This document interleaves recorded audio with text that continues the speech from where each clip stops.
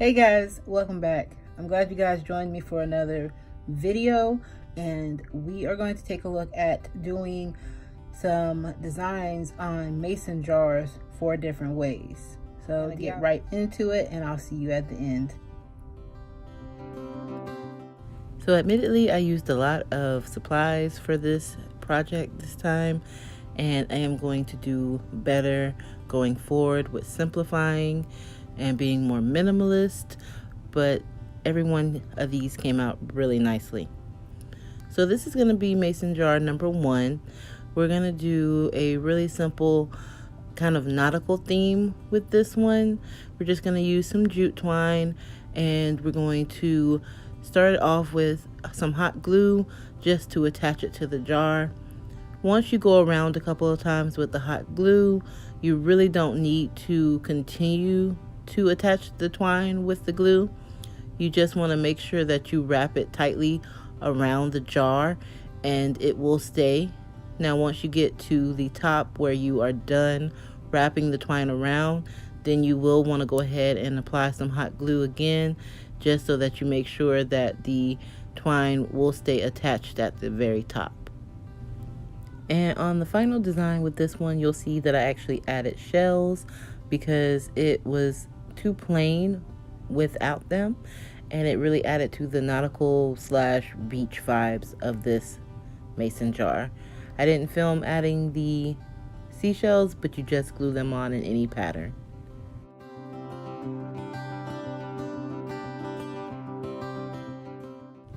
So with mason jar number 2, we are using the tape off method. This time I wanted to make absolutely sure that no paint got into the areas that I wanted to stay clear. So I actually used a piece of a plastic bag and taped that onto the areas that I wanted to remain paint free. Once I get done taping off each of the areas, then I'll take it outside, spray paint it, and then I will let it dry overnight before I remove the tape and the plastic bag. And one thing that I did add to this design, later on I did go back and add spray paint to another section. I used the same tape off method. I didn't record myself because I felt it was a little redundant, but you'll see how it looks in the final design. One of the design elements I'm using are some dead roses. I spray painted them with this acrylic sealant so that they would stop dying and they would have a shiny coat to them, and I also let them dry fully, and they'll be added to the design as you'll see in the next slide. And so of course, once the roses are fully dry, I just added them to the mason jar using hot glue and my hot glue gun, and I came up with a design that I ended up liking. I glued down my first one, and then I kind of played around with where the roses would go, and you'll see the final overall design of it at the end.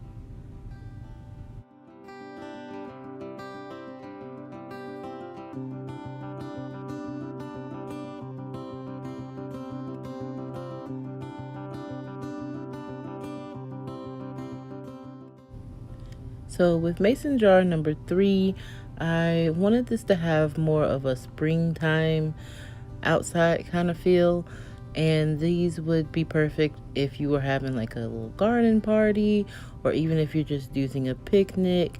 They would be really cute centerpieces for your table, and it would just really add a cute DIY element to your whole design. So I just took a little bit of the leftover twine that I had and added it to the top, and I secured the knot using just a little bit of hot glue.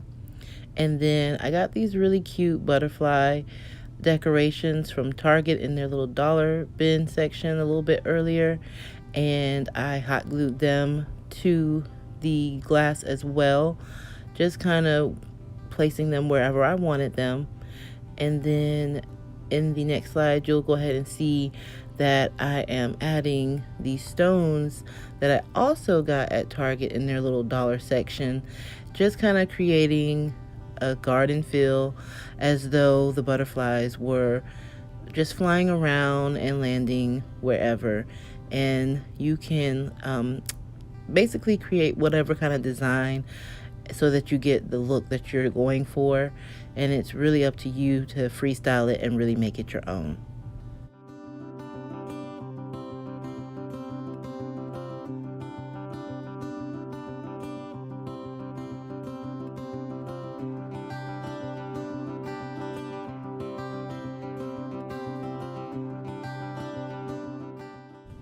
So design 4 is actually our simplest design. You just spray paint any color of your choosing and let it dry overnight. And then for me, I am using a Dollar Tree sticker that you'll see in just a moment. And I am going to apply that straight onto the mason jar after it's fully dried. And then what you'll see is that I'll just take a little bit of Mod Podge, and using a foam brush, I will paint the Mod Podge over the letters, and that will make sure that the letters fully adhere to the mason jar and that later on it won't just start to peel off. And then once you let that dry, that design, well, the design for me was complete. This one looks really pretty when you put a candle in there, and when the candle's lit, the words kind of glow, and so it's really soft, really pretty, and it will be a really great centerpiece to any table design.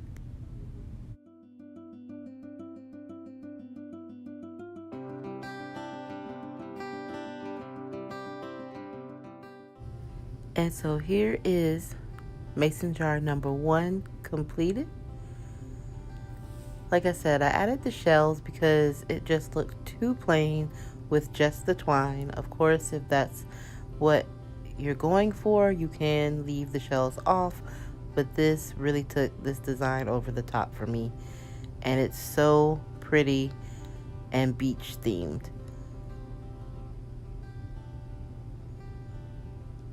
And here is mason jar number 2.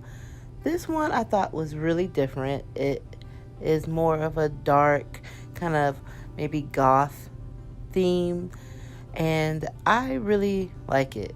I normally make really light and airy DIYs, but this one you could use during Halloween, or if you're doing any type of themed party where the theme is a little bit more dark, this would be a great addition to your designs.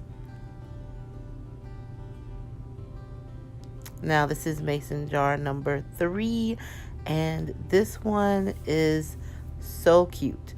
It is so airy and gardeny, and it would look really adorable if you're doing a garden party, and would be a cute centerpiece to add to each of the tables. And it's really simple to make. All you need are just the mason jar, the butterflies, and the stones. You don't even really need the twine, but it's up to you. And here we go with mason jar number 4. I just added this really pretty peach colored ribbon because it matched the lettering, and it's so cute to me. I added the little heart to the side, also from the sticker, and once you add the Mod Podge, it adds a little shine to it. And like I said, once you put a candle inside it and it starts to glow, it's so romantic and will be a great date night centerpiece. So what do you guys think? Here's a look at them again, all 4 of them. I think I came up with 4 really different, really unique designs, and they can be used as decorations in any type of setting.